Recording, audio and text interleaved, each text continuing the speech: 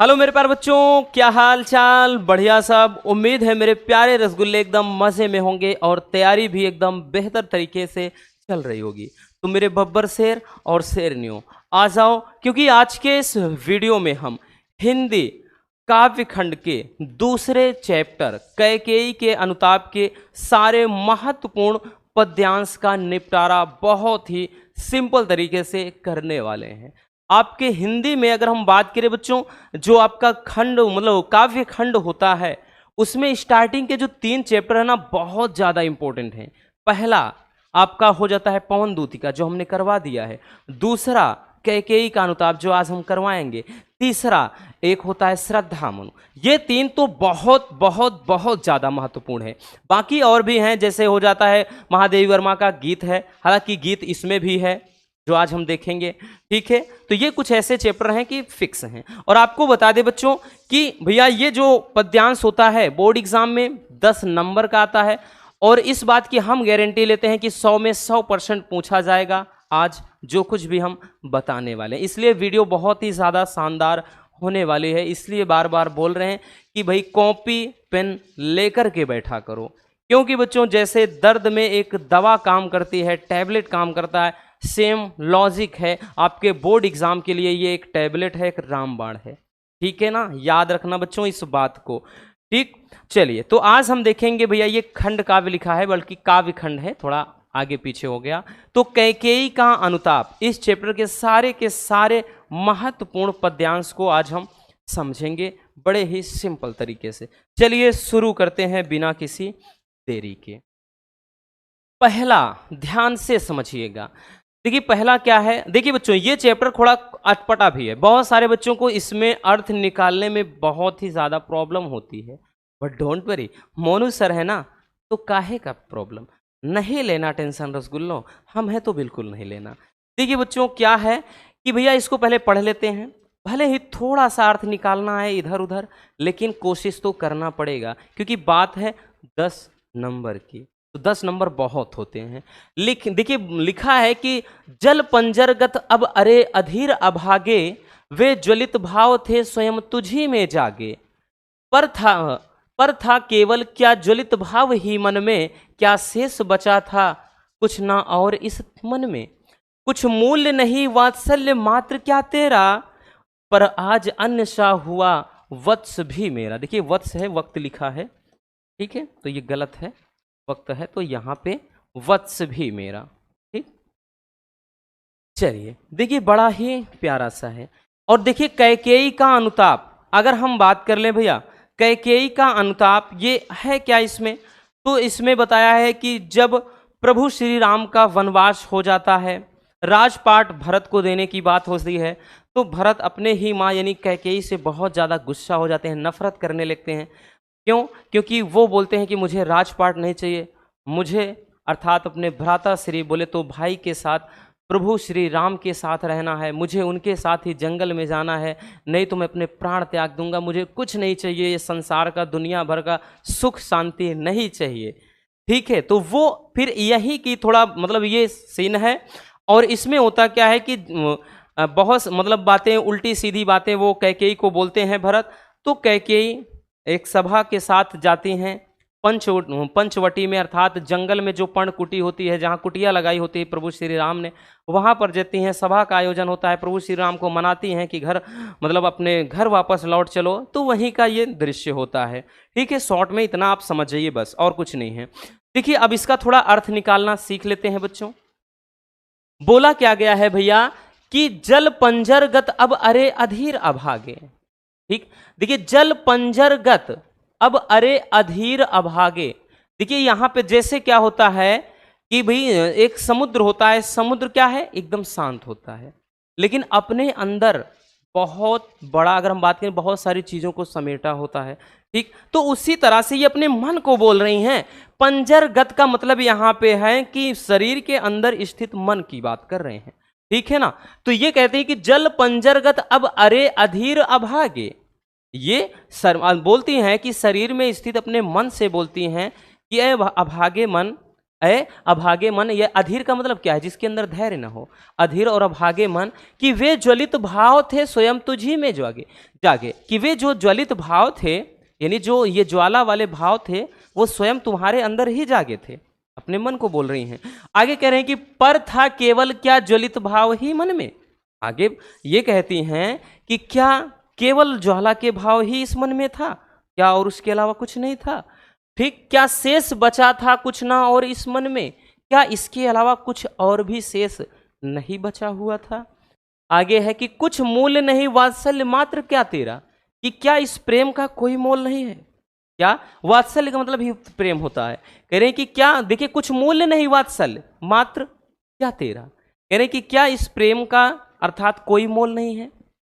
पर आज अन्य सा हुआ वत्स भी मेरा, कि जो मेरा आज खुद का लाल यानी खुद का बेटा ही मेरा पराया सा बर्ताव कर रहा है, यानी पराया सा हो गया है। आई बात समझ में? एक शरीर में स्थित मन से बोलती है, हे मन, ठीक, बोलती है कि वे जो ज्वाला वाले भाव थे वो स्वयं तुम्हारे अंदर ही जागे थे, अपने आप से ही आए थे। फिर आगे ये भी कह रही हैं कि क्या केवल मन में ज्वाला के भाव ही थे, यानी ज्वलित भाव ही थे, क्या शरीर में इसके अलावा अर्थात मन में इसके अलावा और कुछ नहीं बचा था? फिर बोलती हैं कि क्या जो प्रेम था, यानी जो भाई प्रेम होता है, ठीक, क्या उस प्रेम के अलावा, प्रेम कहाँ किसके प्रति? भरत के प्रति है, ठीक है। तो वही कह रहे हैं कि क्या उस प्रेम का कोई मोल नहीं है, जो मेरा आज खुद का बेटा ही हमसे क्या हो गया? एक पराया हो गया है, एक अनजान सा बर्ताव कर रहा है। ठीक, तो ये तो रहा भैया इतना। अब आ जाते हैं रसगुल्लों डायरेक्टली इस पे। देखिए भैया क्या है, पहला है कि इस पद्यांश का संदर्भ। अब देखिए, संदर्भ जब भी कहेगा, हमने पहले भी बोला था कि जब भी संदर्भ की बात करता है ना बच्चों, तो ऐसे लिखा जाता है कि प्रस्तुत पद्यांश हमारी पाठ्य पुस्तक सामान्य हिंदी के कैकेयी के अनुताप, मतलब कैकेयी का अनुताप नामक पाठ से अवतरित है या लिया गया है। इसके कवि मैथिली शरण गुप्त जी हैं। बस ऐसे लिखना है जब संदर्भ कहे, संदर्भ में तो पूरा ऐसे लिखना होता है। तो समझ में आ गया कि संदर्भ में क्या लिखेंगे, क्योंकि भैया हमने बताया ना कि पाठ का नाम क्या है बच्चों, तो भैया पाठ कौन सा है? तो पाठ है कैकेयी का अनुताप, कैकेयी का अनुताप, ठीक। और उसके कवि कौन है? तो भैया इनको राष्ट्र कवि का दर्जा मिला है, ये पाठ है। तो कवि कौन है? मैथिली शरण गुप्त जी हैं, मैथिली शरण गुप्त, ठीक, मैथिली शरण गुप्त जी हैं। समझ में आ गया। अब देखिए दूसरा कह रहा है, अन्य सा हुआ वत्स भी मेरा का आशय स्पष्ट करिए। इसका मतलब क्या है? तो मतलब यहां पे देखिए, अन्य सा हुआ वत्स भी मेरा, इसका अर्थ है कि खुद का पुत्र भी पराया हो गया है, पराया हो गया है। खुद का जो लाल है, बेटा है, वो आज पराया हो गया है। नेक्स्ट, इस पद्यांश में अभिव्यक्त रस का नाम लिखना। नहीं भैया, ना तो यहाँ पे बहुत ज्यादा रोने धोने की भी बात नहीं है भाई, खुशी तो बिल्कुल भी नहीं है, कोई वीरता वाली भी बात नहीं हो रही। तो रस कौन सा हो जाएगा? शांत रस हो जाएगा। कौन सा रस बबुआ? शांत रस, याद रखना, शांत रस। अगला है रेखांकित अंश की व्याख्या करना है। तो बबुआ यहाँ पे व्याख्या देखिए, समझते हैं व्याख्या। एक मिनट, रेखांकित तो भूल ही गए, कौन सी रेखा करना है?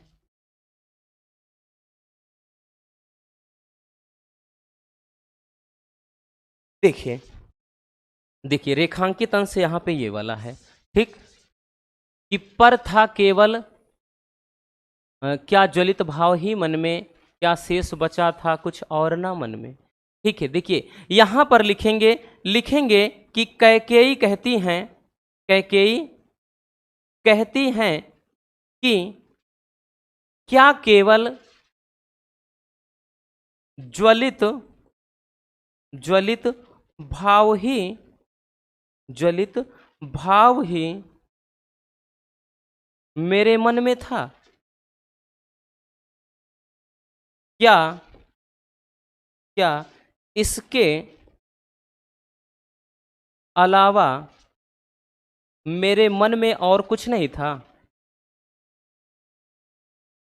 और कुछ नहीं था। ठीक, एक इस तरह से तो ऐसे लिखेंगे। देखिए कह रहा है ये हो गया। अगला कह रहा है कि वे ज्वलित भाव किसमें जागे थे। तो भैया ज्वलित भाव किसके अंदर जागे थे, तो यहां पर कैकेयी के मन की बात कर रहा है, यानी स्वयं कैकेयी का ही मन है, तो कैकेयी जी है।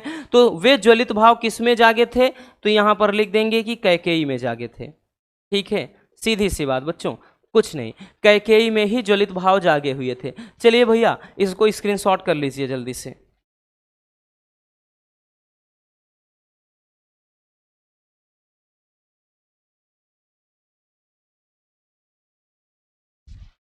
हो गया बच्चों। चलिए अब देखते हैं नेक्स्ट, अगला देखते हैं भैया। अगला कह रहा है, देखिए ये तो बहुत ही ज़्यादा प्यारा है, बहुत ही इंपॉर्टेंट है। इसको तो भैया हम वेरी वेरी इंपॉर्टेंट बोलेंगे। इसको कई बार करवा भी चुके हैं, एक दो बार तो मॉडल पेपर में मिला है, रियल वाले पेपर में मिला है, बाकी वैसे भी कराया है। देखिए कह रहा है कि बस मैंने इसका बाह्य मात्र ही देखा, दृढ़ हृदय ना देखा, मृदुल गात्र ही देखा, परमार्थ ना देखा, पूर्ण स्वार्थ ही साधा, इस कारण ही तो है आज यह बाधा। युग युग तक चलती रहे कठोर कहानी, रघुकुल में भी थी एक अभागिन रानी। निज जन्म जन्म सुने जीव यह मेरा, धिक्कार उसे था महास्वार्थ ने घेरा। देखिए बच्चों ये यूं लंबा सा है, हमने दो यहां पर रख लिया है। आपका भाई फायदा ये हो जाएगा, एक तो बच्चों ये आपका एक यहां हो जाएगा, एक ये, ठीक यूं समझना, दो यहां पे पद्यांश है, तो भैया फायदा आपका ही है। ठीक, कभी कभार ये इतना ही देता है 4 लाइन, लेकिन कभी कभार पूरा 8 लाइन भी दे देता है, तो इसको भी याद रखना। कभी कभार ये केवल यहां से यहां तक देगा, कभी कभार तो यहां से युग युग तक देगा, यहां तक घेरा तक, तो कुछ भी कहे भैया, आपको हम भाई पूरा का पूरा अर्थ समझाते हैं। देखिए कह रहा है कि बस मैंने इसका बाह्य मात्र ही देखा। अब देखिए ये राम से मतलब वार्तालाप करते हुए कहती हैं कि बस मैंने इसका बाह्य मात्र ही देखा, कि मैंने केवल भरत को बाहर से ही देखा, दृढ़ हृदय ना देखा, मैं इसके दृढ़ हृदय को नहीं देख सकी, यानी इसके मन को नहीं देख सकी।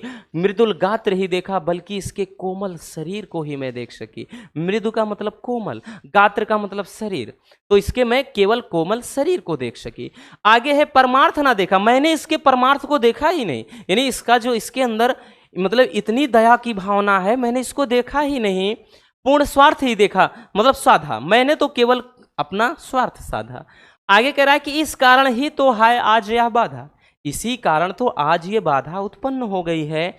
ठीक है, कि युग युग तक चलती रहे कठोर कहानी, कि अब तो युगों युगों तक ये कठोर कहानी चलती रहेगी, कि रघुकुल में भी थी एक अभागिन रानी, कि रघुकुल में भी एक अभागिन रहती थी। ठीक, निज जन्म जन्म सुने जीव यह मेरा, धिक्कार उसे था महास्वार्थ ने घेरा। अब तो जन्मों जन्मांतर, अब तो जन्मों जन्मांतर मेरे अंतर मन को बस यही सुनना पड़ेगा, अर्थात ये कह लें कि अब तो यही सुनना होगा कि धिक्कार उसे था महास्वार्थ ने घेरा, कि धिक्कार है उस रानी को जो स्वार्थ में अंधी हो चुकी थी, अर्थात जिसको स्वार्थ ने घेर लिया था। चलिए बबुआ आ जाते हैं प्रश्न पर। पहला है भैया पाठ के शीर्षक और रचयिता का नाम, तो बच्चों बदल तो जाएगा नहीं रसगुल्लों, शीर्षक आपका वही रहेगा, कैकेयी का अनुताप। भैया कैकेयी का अनुताप, पाठ तो वही रहेगा, बदल थोड़ी जाएगा, उसी में का है कैकेयी का अनुताप। रचयिता कौन है, मैथिली शरण गुप्त, तो यहाँ पर लिख दिया, बार बार नहीं लिखेंगे अब, मैथिली शरण गुप्त जी हैं, इनको राष्ट्रकवि का भी दर्जा दिया है गया है। ठीक है, देखिए आगे बोल रहा है कि प्रस्तुत पद्यांश में किन किन पात्रों के बीच संवाद हो रहा है। तो भैया किन किन पात्रों के बीच संवाद हो रहा है, अभी तो प्रमुख रूप से यहां पर किसके बीच हो रहा है, तो कैकेयी और राम के बीच, कैकेयी और राम के बीच संवाद हो रहा है, याद रखना। लेकिन आप जब उत्तर में लिखेंगे, कॉपी में लिखेंगे, बोर्ड पेपर में लिखेंगे, तो लिखेंगे कि प्रस्तुत पद्यांश में कैकेयी और श्री राम के बीच में संवाद हो रहा है। ठीक, यहां पर, क्योंकि यहां भी बात कर रहा, आगे की नहीं, अभी आगे में तो पूरा सभा का भी आयोजन होगा, ठीक, वो देखेंगे। रेखांकित अंश की व्याख्या, लो इसमें भी भूल गए, 1 मिनट बबुआ देख लेते हैं।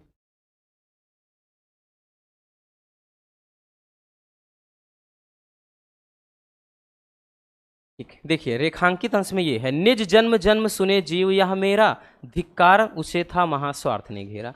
तो यहां पर क्या लिखेंगे भैया, तीसरे वाले का उत्तर लिखेंगे कि यहां पर देखिए लिखेंगे कैकेयी कहती हैं कि अब तो जन्म जन्मांतर यही सुनना पड़ेगा कि धिक्कार है उस रानी को जिसे स्वार्थ ने क्या है, घेर रखा है, स्वार्थ ने घेर रखा था, मतलब ये सुनना पड़ेगा। ठीक, अगला देखते हैं बच्चों, अगला है कि युग युग तक कौन सी कठोर कहानी चलती रहेगी। तो बच्चों युग युग तक कौन सी कठोर कहानी, कि रघुकुल में भी थी एक अभागिन रानी। तो मतलब यहां पर क्या हो जाएगा भैया, तो क्या हो जाएगा रसगुल्लों, तो लिखेंगे आप यही लिखेंगे कि युगों युगों तक अब यही कहानी चलती रहेगी कि रघुकुल में भी एक अभागिन रानी रहती थी। ठीक, समझ में आया। नेक्स्ट है कि रानी कैकेयी को जन्म जन्मांतर क्या सुनना पड़ेगा। तो बच्चों अभी इसमें ही तो लिखा कि धिक्कार है उसे कि जिसको स्वार्थ ने घेर रखा है, तो यही तो सुनना पड़ेगा। लिखेंगे क्या कि धिक्कार है उसे जिसे स्वार्थ ने घेर रखा है, स्वार्थ ने घेर रखा है। ठीक, तो देख सकते हैं कितना आसान सा है भैया, कुछ इसमें कठिन लगा रसगुल्लों नहीं है, बस थोड़ा सा दिमाग लगाना है। हमने बोला ना, भले ही अर्थ निकालना साफ साफ ना आया है, लेकिन एक बार दो बार पढ़ना पड़ेगा कि कुछ तो आइडिया लग जाए कि भैया क्या कुछ बोल रहा है। इसीलिए हम भैया अच्छे से अर्थ भी बता देते हैं। चलिए बच्चों इसको भी स्क्रीनशॉट कर लीजिए।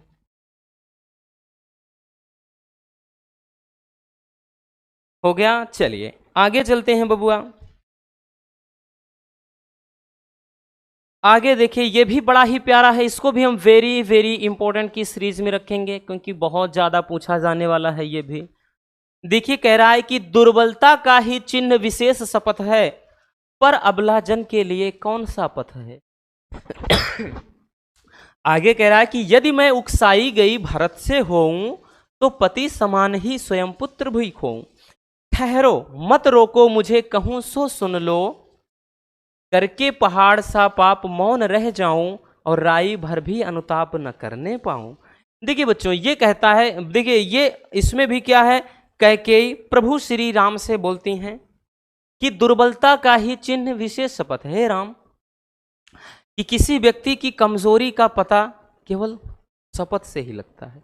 ठीक, देखिए कह रहा है कि दुर्बलता का ही चिन्ह विशेष शपथ है, कि शपथ यानी कसम खाने से ही, सौगंध खाने से ही किसी व्यक्ति की कमजोरी का पता चलता है। होता है ना जब कोई बोलता है कि सच में बताएं, कसम खा के बोल रहे हैं हमने नहीं किया है, हमने ये काम नहीं किया है, हम इनकी कसम खा रहे हैं, उनकी खा रहे हैं, ऐसा बोलते हैं ना लोग। तो भैया वही चीज़ है, तब उस व्यक्ति की कमजोरी का पता चलता। जब व्यक्ति गिड़गिड़ाता है, कसम खा के बोल रहे हैं हमने नहीं किया है, हमने चोरी नहीं किया, हमने ऐसा काम नहीं किया, तो उस व्यक्ति की कमजोरी का एहसास हो जाता है कि भैया इस समय वो बहुत लाचार है, बहुत ही ज़्यादा अपने आप को कमज़ोर महसूस कर रहा है, निर्बल दुर्बल महसूस कर रहा है। तो वही चीज़ कह रहा है कि दुर्बलता का ही चिन्ह विशेष शपथ है, कि मतलब यहाँ पर कहने का अर्थ है कि शपथ क्या मतलब जो है, शपथ ग्रहण करने से ही व्यक्ति की कमजोरी का पता चलता है, पर अबला जन के लिए कौन सा पथ है।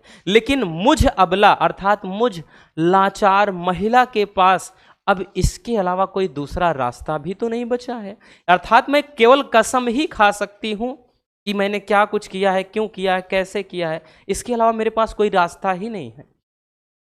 आगे कह रहे हैं कि यदि मैं उकसाई गई भरत से हूं, राम से कहती हैं राम अगर तुमको लगता है कि मुझे भरत ने उकसाया है ऐसा करने के लिए, तो पति समान स्वयं पुत्र भी खोऊं। तो जिस तरह से मैंने अपने पति को खो दिया, उसी तरह से अपने पुत्र को भी खो दूं। ये बोल रही हैं कि अगर तुमको ये लगता है कि भरत ने मुझे उकसाया है वनवास के लिए, कि मैंने भरत के कहने पर तुमको वनवास के लिए भेज दिया, अगर ऐसा लगता है तो जिस तरह मैंने अपने पति को खो दिया, उसी तरह अपने पुत्र को भी मैं खो दूं। फिर आगे है कि ठहरो मत रोको मुझे, कहूं सो सुन लो। अब ये सभा की तरफ संबोधन करती हैं। ठीक, जब ये इतना बोलती हैं तो सभा में कुछ लोग रोकते हैं, नहीं ऐसा ना बोलो, ऐसी बात मत करो। ठीक, तो कहती हैं रुक जाओ, मुझे आज जो कहना है कहने दो, आज कहना है मुझको जो कहने दे। ठीक है ना। तो यहां पर वही चीज है कि ठहरो मत रोको मुझे, कि रुक जाओ, ठहर जाओ, मुझे आज मत रोको, कहूं सो सुन लो, आज मुझे जो कुछ कहना है कहने दो, बस उसको तुम लोग ध्यान से सुनो। कि करके पहाड़ सा पाप मौन रह जाऊं, कि एक तो मैंने पहाड़ जितना बड़ा पाप किया है, और क्या राई भर भी अनुताप न करने पाऊं, क्या उसके बदले में रत्ती भर भी पश्चाताप ना करूं। अगर नहीं करती तो मैं बड़ी ही मतलब दुनिया हमेशा मुझे एक अलग नज़रिए से देखेगी, हमेशा मुझको क्या है मतलब यूं ये दुनिया हमेशा धिक्कारेगी। ठीक है, तो ये हो जाता है। समझ में आ गया ना रसगुल्लो, पल्ले पड़ रहा है बबुआ। चलिए भैया आ जाते हैं प्रस्तुत पद्यांश के पाठ और कवि का नाम। तो क्या बार बार पाठ वही है भैया। अब देखिए कह रहा है कि दुर्बलता का चिन्ह क्या है, इसको कौन किससे कह रहा है। तो भैया दुर्बलता का जो चिन्ह है वो शपथ है। तो आप लिखेंगे जब वहां तो आप पूरा लिखेंगे, क्योंकि यहां जगह कम है तो हम ऐसे इतना ही लिख सकते हैं। आप लिखेंगे कि दुर्बलता का चिन्ह शपथ है, फिर लिखेंगे इसको कौन किसके लिए कह रहा है, तो लिखेंगे यह यानी ये जो ये बात है इसको कैकेयी राम से कह रही हैं। पहले ये राम से संबोधन करते हैं ना, राम को बोलती हैं। आगे कह रहा है कि रेखांकित अंश की व्याख्या, तो बबुआ इसको व्याख्या करना है, ये इतना पार्ट। ठीक है, तो भैया इसका व्याख्या करना है। करके पहाड़ सा पाप मौन रह जाऊं, राई भर भी अनुताप न करने पाऊं। तो लिखेंगे बच्चों कि कैकेयी कहती हैं कि मैंने पहाड़ जैसा पाप किया है, क्या मैं उसके बदले रत्ती भर भी, अर्थात रत्ती का मतलब बहुत छोटा, रत्ती भर भी पश्चाताप ना करूं, पश्चाताप ना करूं, ये हो जाता है। ठीक है, ये इसका व्याख्या हो जाएगा रेखांकित। नेक्स्ट कि ठहरो मत रोको मुझे, कहूं सो सुन लो। कह रहा है कि यह कथन किसका किसके प्रति है। तो बच्चों हमने बताया ना ये कथन बबुआ, अब तो आराम से देखिए आंसर मिलते चले आ रहे हैं। तो भैया कैकेयी का सभा के प्रति है, जो भी पंचवटी में अर्थात जो पंचकुटी होती है वहां पर पर्णकुटी होती है वही, तो कैकेयी का सभा के प्रति है, तो ये सभा से कहती हैं। बाकी ये बात जो होता है ऊपर वाली लाइन ये राम से कहती हैं। अगला है अबला तथा राई का अर्थ। भैया अबला क्या है, तो अबला का हमने बताया ना कि लाचार होता है। ठीक, अबला का मतलब लाचार। उसके बाद राई है, राई का मतलब हमने बताया ना रत्ती का मतलब एकदम इत्तू सा, एकदम छोटा सा, सूक्ष्म। ठीक है, चलिए समझ में आया बबुआ। चलिए जल्दी से इसको भी स्क्रीनशॉट कर लो भैया।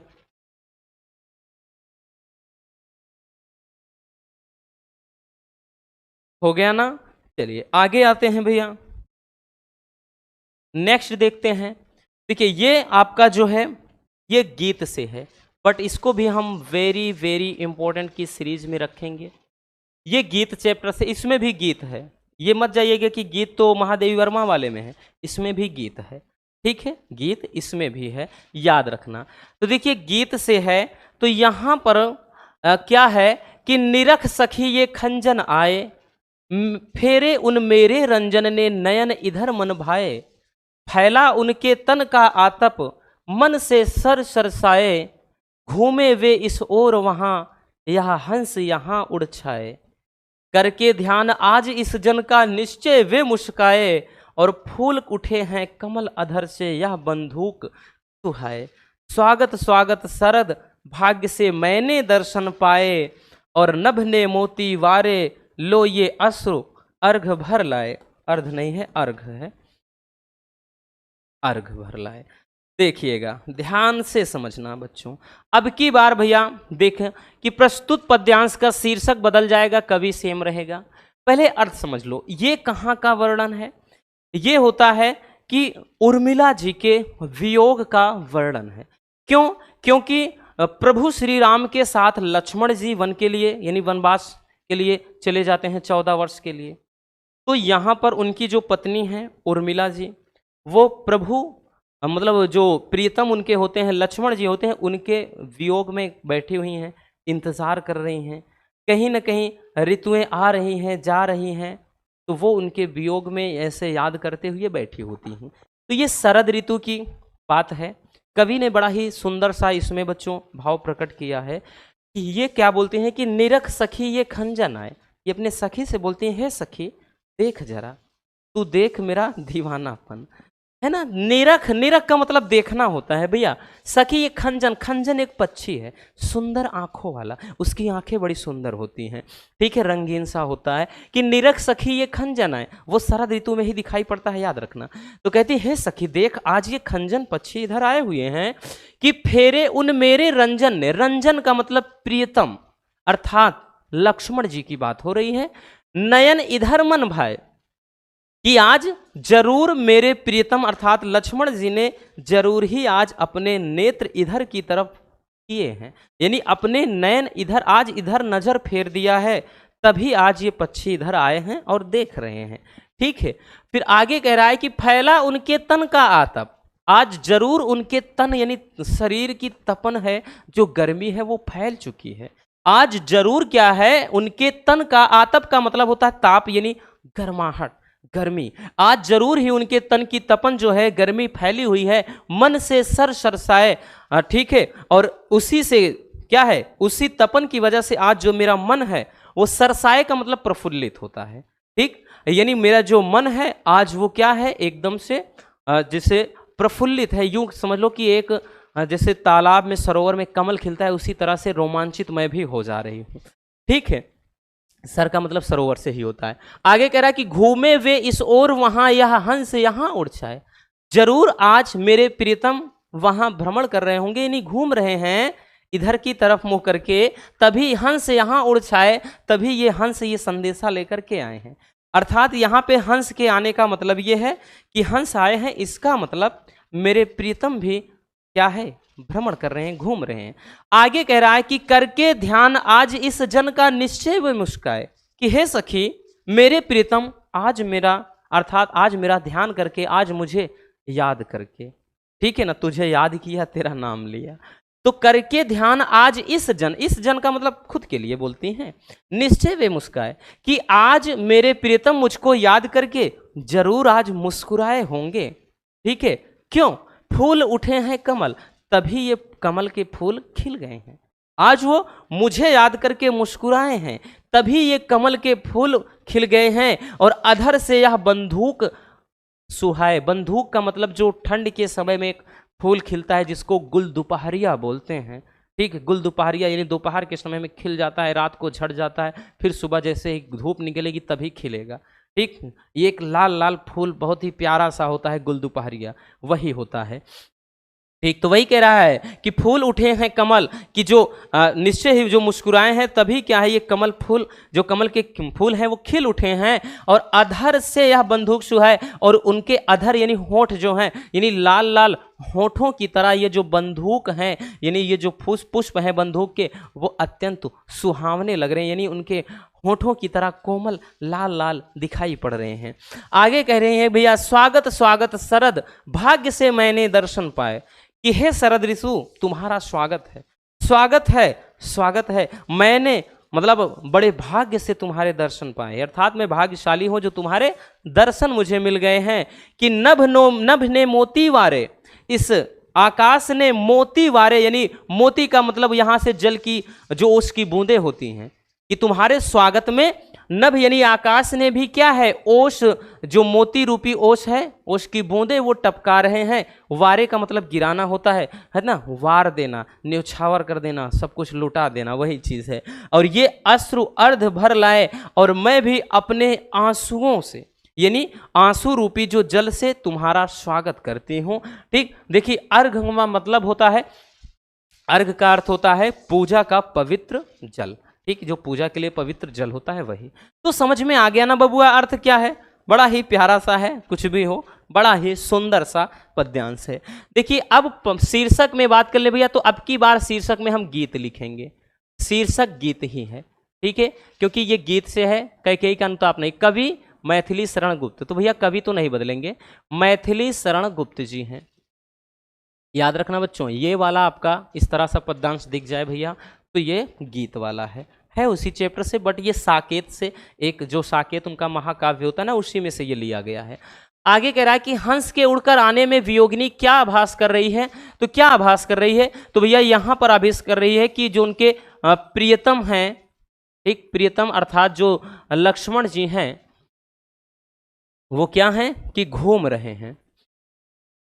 यह आभास होता है कि लक्ष्मण जी घूम रहे हैं। अगला रेखांकित अंश की व्याख्या करना है, तो बच्चों इसका व्याख्या करना है। ठीक, कि फैला उनके तन का आतप मन से सरसरसाए, घूमे वे इस ओर वहां या हंस यहां उड़ जाए। तो यहां पर लिखेंगे कि उर्मिला उर्मिला कहती हैं,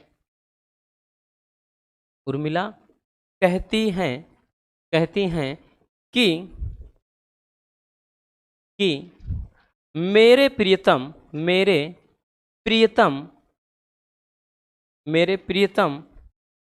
के शरीर की गर्मी आज फैली है, तभी मेरा मन प्रफुल्लित, तभी मेरा मन क्या है बच्चों, आज तभी मेरा मन प्रफुल्लित है, फिर आगे लिखेंगे कि हंस, फिर आगे लिखेंगे हंस यहाँ आए हैं। इसका मतलब मेरे प्रियतम भी भ्रमण कर रहे हैं। ठीक, भ्रमण कर रहे हैं मतलब घूम रहे हैं। तो आप ऐसे बनाकर अपने से अच्छे से लिख सकते हो। आप और अच्छे से थोड़ा बड़ा लिखना चाहो लिख दो, बट ज़्यादा लिखने की ज़रूरत है नहीं, क्योंकि इतना लंबा लिखेंगे तो वैसे भी बाकी और छूट जाएगा। नेक्स्ट है कि फेरे उन मेरे रंजन ने, में रंजन किसका संबोधन है, तो बच्चों रंजन किसका संबोधन है, तो भैया रंजन यानी प्रियतम के लिए कह रहे हैं, प्रियतम अर्थात लक्ष्मण। अभी स्टार्टिंग में ही बताया जब व्याख्या कर रहे थे बबुआ, तो रंजन का मतलब यहां पर प्रीतम यानी लक्ष्मण जी के लिए बात की जा रही है। अगला है कि बंदूक को अधर के समान क्यों कहा गया है, तो क्यों कहा गया है जरा बताओ, क्यों कहा गया है बच्चों, तो यहां पर लिखेंगे कि क्योंकि